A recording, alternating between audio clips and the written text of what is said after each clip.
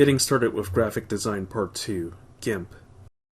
Hello everyone, in this video I want to continue our series on graphic design by talking about GIMP. GIMP is a free open source software application that you can use as an alternative to Photoshop. So you can make just unique artwork directly onto canvas, or you can take a photograph and manipulate it. So what you want to do is go to gimp.org. This is the home page right here. And you can click this link for downloading the latest version. Right now we're at 2.10.32, but obviously it's going to be something else by the time you watch this video. And then you can click this link here for downloading GIMP directly from this website, as opposed to going to a different website to do that. So I have GIMP installed and running on my computer, so I'm not going to go through the installation process. It's pretty self-explanatory and you shouldn't have any problems. Now when you first open up GIMP, it should look like this. For some of you, it's going to look like this.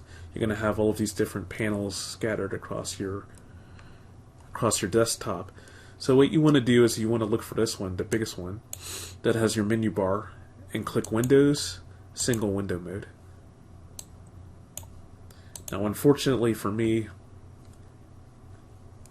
it moved all of my panels over here to the right side of the screen.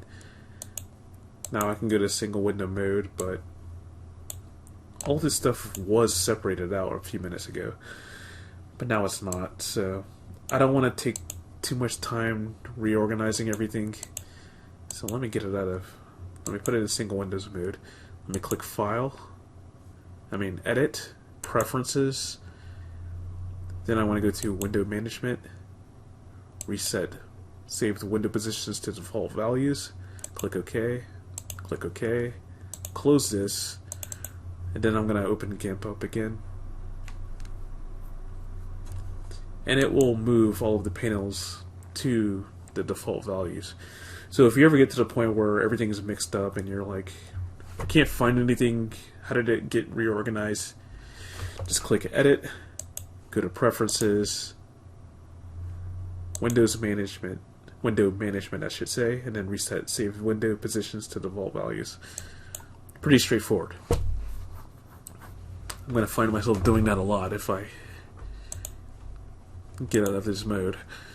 So what we want to do is we can just click File New and start a new project, or we can go to File Open and then look for the pictures that we downloaded. Actually, we haven't downloaded the pictures yet. Well, you guys haven't, but I already did. So what you can do is you can go to a site like pixabay.com and find free photographs that you can download. It's just an image sharing website. All the pictures are public domain, so you can do whatever you want with them without having to worry about the photographer suing you later. So I would still say, when you're doing a search on Pixabay, look at the picture license and make sure it does say free for commercial use, no attribution required. I'll show you what the home page looks like for Pixabay, and then you just do a search. So you can search for a seagull, you can search for whatever subject that you want to make a graphic revolve around. So I have a picture of a seagull. I found a picture of a sailor that someone drew. Here's some tie-dye, and here's some ocean waves. I already downloaded these pictures, but if you do click free download, click download again. Whoa. Let's go back. Click download. I'm not a robot. I don't know why it's triggering this, but it does sometimes. Click download again.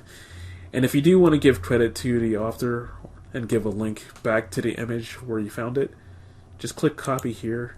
And then if I was going to host this image on a website, I would just put this this link and information about the author that I copied, and then just paste it below. Like below the picture on the website if I was going to host it on a website. But that's not what I'm going to do. Sometimes there's a graphic that says like give thanks to the author, or like give them a tip or something. Let me check some of the others. Because I already downloaded these pictures, it keeps doing that. Yeah, so some of the offers allow you to make a donation if you want to pay for a picture, but you don't have to. So let me go back to GIMP now. Let me open up my downloads folder. I don't need 2 copies of these pictures. So anyways,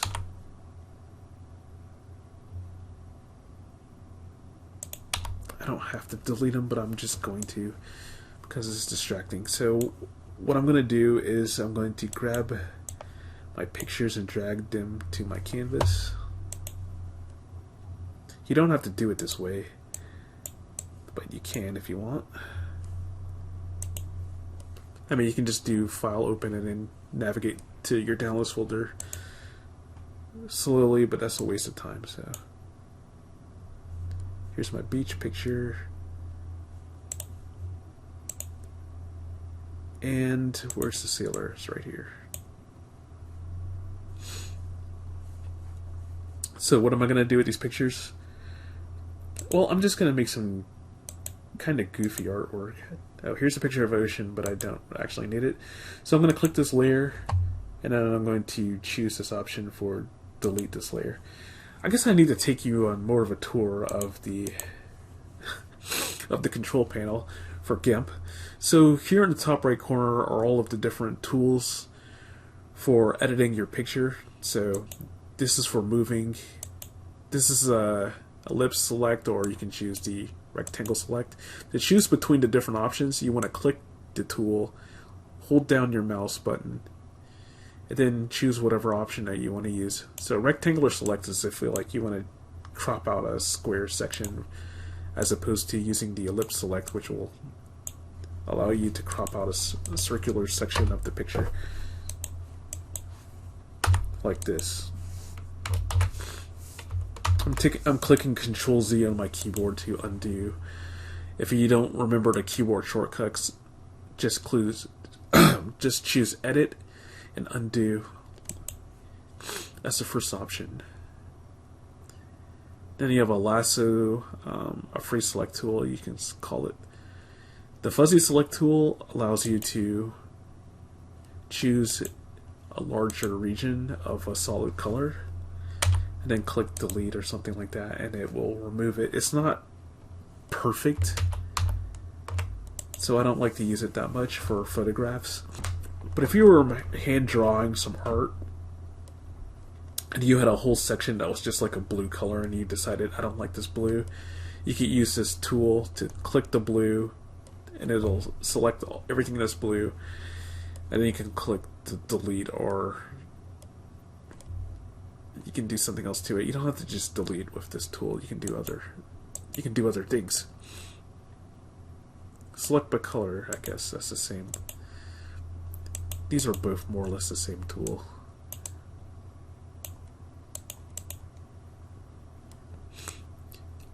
Here's the transformation tool. I'm actually going to go ahead and use this right now. You can use it to resize different things on your screen. So let me make this layer of the sailor visible again. If you see these eyeballs, that means that you can make these different layers appear or disappear on your screen. Obviously you don't want these top layers to appear if you want to edit this one, so that's why you would turn the eyeball off. Also, I think this ocean should be at the back, so I'm going to click the layer and I'm going to choose this down arrow to move it to the bottom, because ultimately I'm going to erase around the bird so that you can see the ocean, and the bird and the sailors are going to be on top. Now the first thing I want to do is make this sailor a little bit bigger, because I just want to erase everything except the hat and put the hat on top of the bird's head to make the bird look like a sailor. So like I said, I'm trying to make it just a funny piece of art. So you have a lot of different options. So first I want to scale the picture a little bit. So I'm using the transformation tool. I click it and then I just drag either the left, right, or the top or bottom squares. If I grab these corner squares, it's going to do something different, so I don't want to do that. Choose a different tool when you're done altering the size. And then I can go back to transformation and click it again, and I'll show you what happens if you choose the corners. It just changes the... this is actually pretty cool.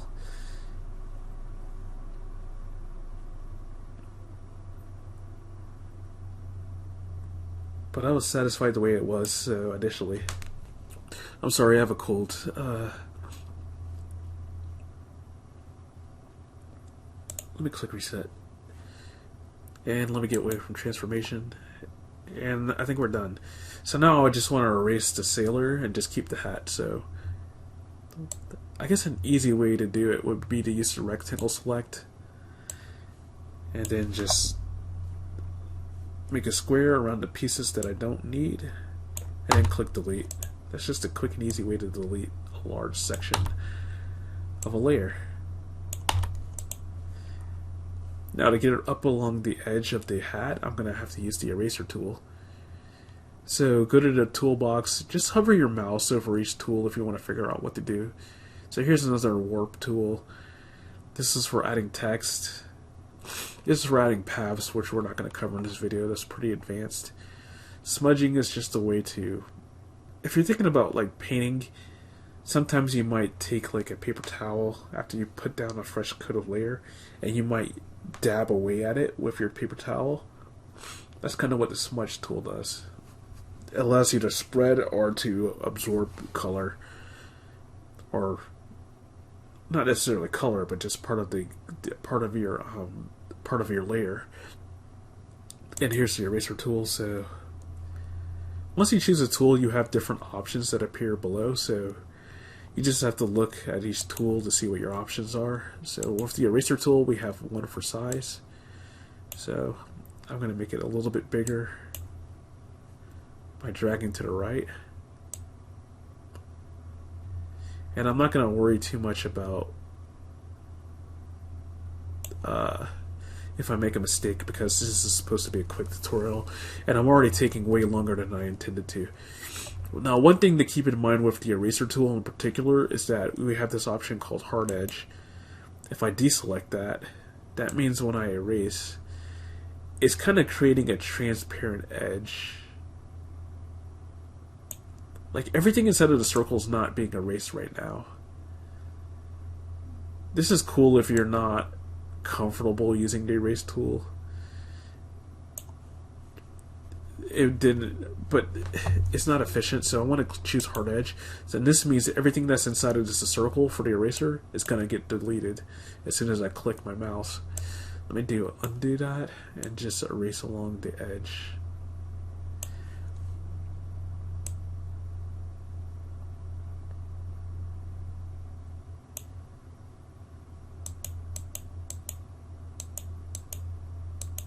And I think we're good.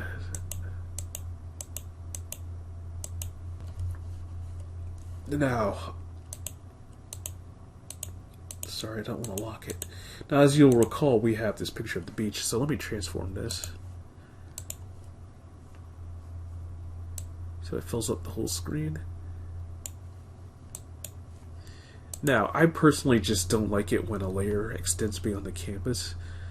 So what I like to do is choose the rectangular select tool, draw around the canvas, make sure I click the layer that I want to edit, and then I choose Control and X to crop it. Not to crop, but to cut it. Now I'm going to delete this layer. I'm going to type Control V on my keyboard, and that's going to paste the layer. And then I'm going to choose this button here that says Create New Layer. And now my layer with the beach is a specific size, and it's not extending beyond the length and width of the canvas. So one thing that's really bugging me right now is normally with GIMP, you can just click a layer and drag it to rearrange it, but for some reason that's not happening, so I'm having to choose this bottom arrow. And I only have 3 layers, so it's not too inconvenient, but if you have like 50 layers, clicking something like 40 times to move it where you want it is going to be really painful. So let me see what's going on. Let me choose this, the move tool. Something is going on over here in my options.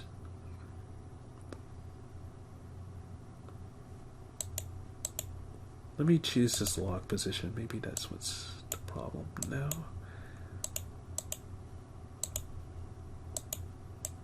Actually, that's what locked them, so let me unlock them all. I'm sorry, I'm just trying to get to the bottom of why I can't drag my layers.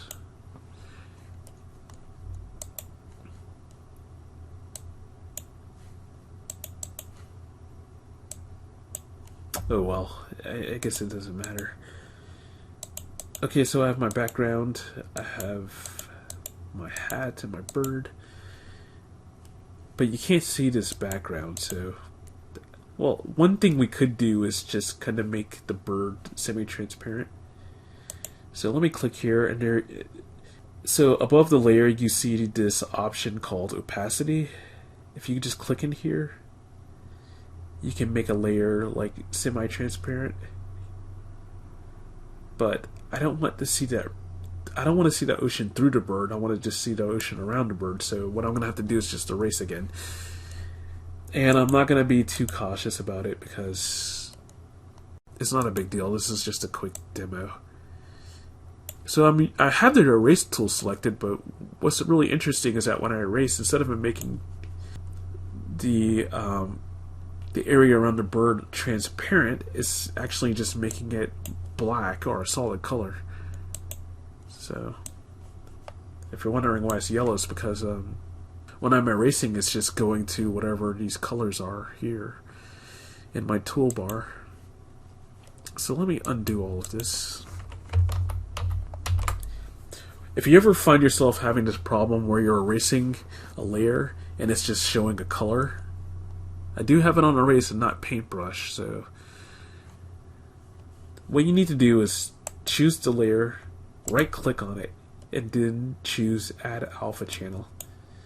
Why I need to do this, I'm not sure. I think it's because I dragged and dropped this into the canvas rather than creating a new project, adding a transparent layer to begin with, and then adding my photographs later. Because whoops, let me choose here. So like when I erase here, you can see it's transparent.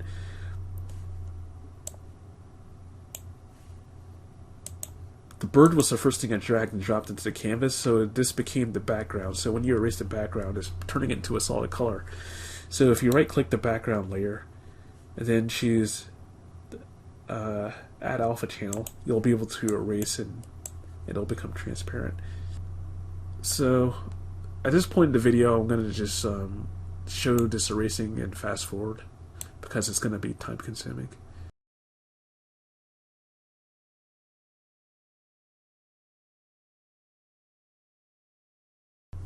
Now let me make this brush a little bit smaller. I'm going to choose view, zoom. Let's zoom in to 400%. Oh, that's too big. Let's go to view. 200% would be good. I don't want to be that careful, but if you really want to be careful with your pixels, you zoom in and then you can erase. If you really want to be exact, I would zoom in like to maybe 800% and really just get a small brush and erase individual pixels. But I don't want to do that for this tutorial because I'm doing this for fun, kind of, and to help you, not so much to make art, because I'm not going to do anything with this.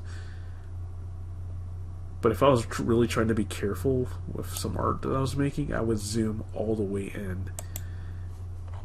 and then start erasing pixels. So you can tell the difference between the white feathers and this kind of brownish color that was behind the bird. I'm erasing part of his beak, and I don't really want to do that.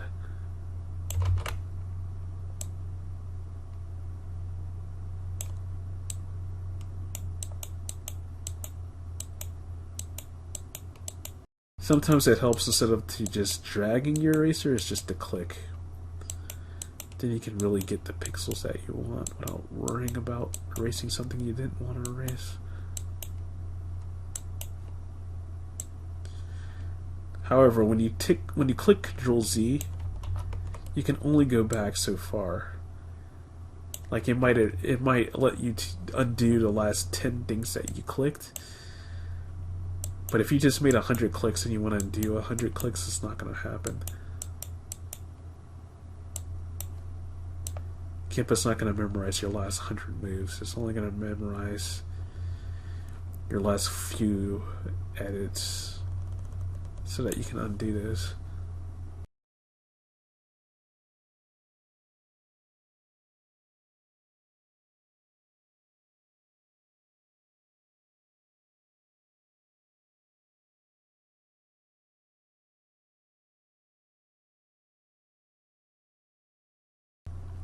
Okay, now let's click View, Zoom out to 50%.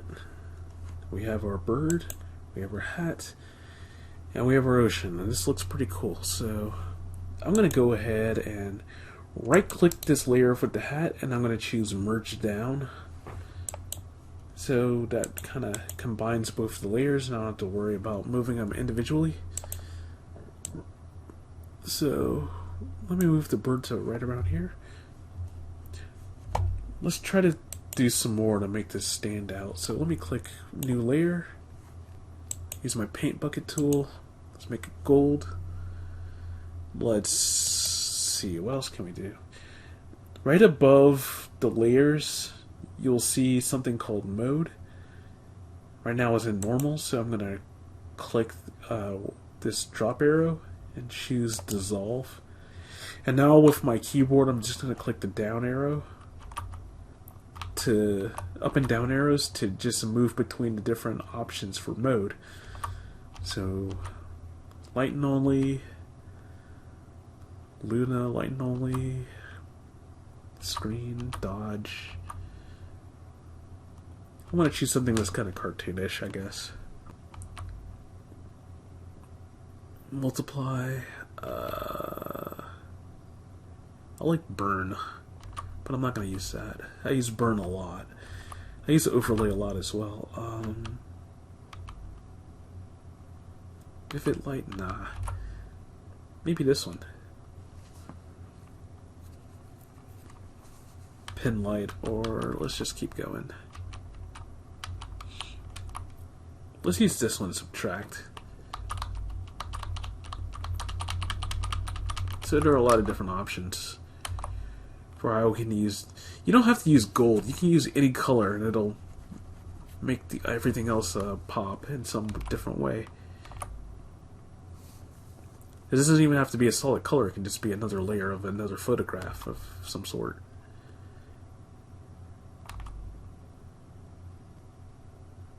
I don't really want to go with this one. Because it's doing something weird to the edge of the hat, but I do like the color on the bird. Oh, I shouldn't have combined the bird and the hat. I don't think I'm going to be able to undo this. Let me click Control Z. Yeah, I was able to do that. So, let me add a new layer. I'll make it this yellowish gold. I'm going to move this layer down. Now I'm going to choose the mood. What was it? I think this was it. It was this. I don't know if I like that anymore. I kind of still like this subtract. So let me move the hat down a few.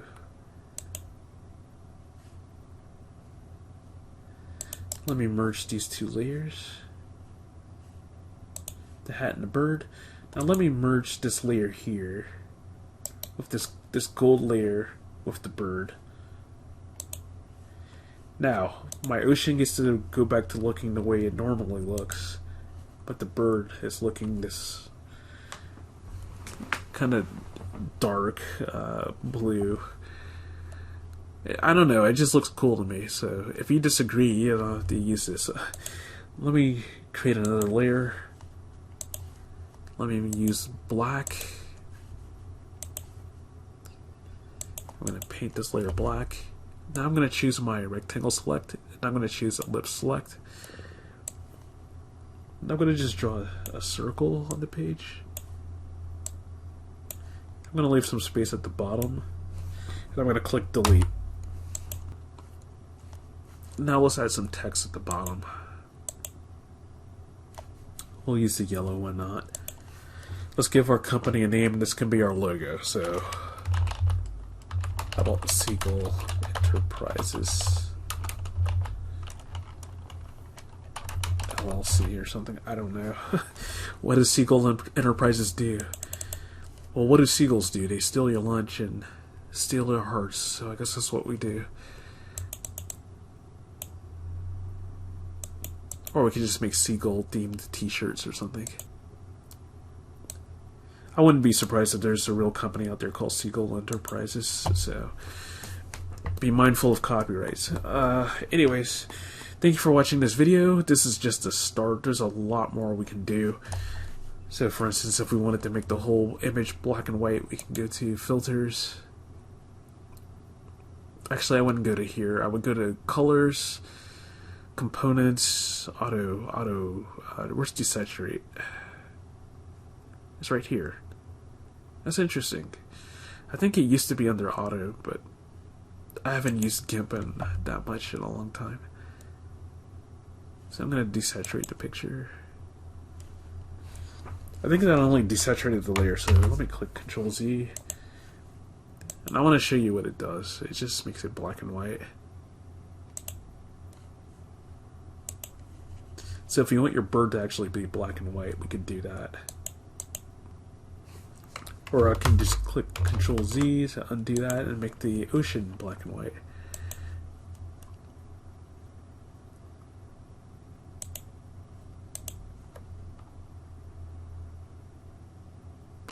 I don't really like that. Let's try something else. I mean, as you can see, there's so many different things you can do with this program that I cannot cover it in a short lecture. You're going to have to watch a series of videos on GIMP, which I'm not prepared to make right at the moment. So, but there was one option I wanted to choose. Posterize. I like posterize. It kind of gives your artwork an old-timey feel.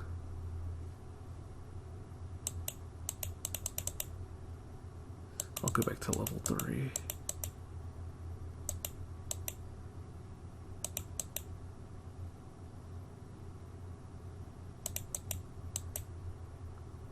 Level 2 is a little too extreme.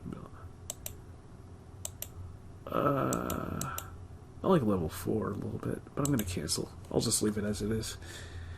So there are a lot of different effects you can apply under color, under filter. Let's try this newsprint. Yeah, so if you like that, you can do it, but I don't. Let's try a different filter. You can add a blur effect if you wanted to make it look like the bird was racing along the ocean. If we had the bird in flight, then that would be a cool effect to use, but he's pretty stationary, so it's pointless.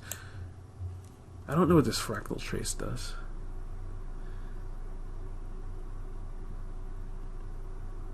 It's kind of warping the picture, the layer of the ocean. I don't want to do that. I'm going to leave it at this. There's a lot more you can do with this program than what I just did. This is just a really quick intro. It's a lot of fun. You can even make animations. You wouldn't want to make an animation like this. You would want to have all of your art made in separate projects, and then you'd want to save them as a PNG or a JPEG, and then you'd want to compile all of your JPEGs or your PNG images into a new project. You would want to arrange them all into different layers, and then you can animate the layers to loop, or not even loop, but just to play once if you want. But if I made an animation using these layers, it wouldn't make any sense, because it would just go from this to this to this to this, and that wouldn't make any sense. So when you make an animation, like an animated GIF, every single layer has to be a complete picture. It can't just be a part of a picture. Okay, welcome back. You may notice that the picture looks completely different, and that is because I had to remake it. Now, well, it's not completely different, it's just the bird is a little bit bigger and centered on the page, and you see more of the hat. So, full disclosure, I went to export this file, and GIMP crashed, and because I didn't save the project at the beginning, I had to remake it. So, let that be a lesson. Always click File, Save As at the beginning. GIMP doesn't autosave for you periodically, so you just got to remember to click File and Save. So let me just do that in front of you. So click File, Save As, and then I have the name of my project, which is Sequel2XCF. So XCF is the file extension for GIMP projects. If you want to save something to the web, you can't just save it as XCF. You need to click File, Export As, and then save it as a PNG, a JPEG, JPG, or something like that. A GIF, whatever. And then click Export. So I just wanted to point that out. Those are the final stages for the project. It's just saving it. That's also the first stage and the middle stage and every stage in between. So thank you for watching this video. I hope you got a lot out of it.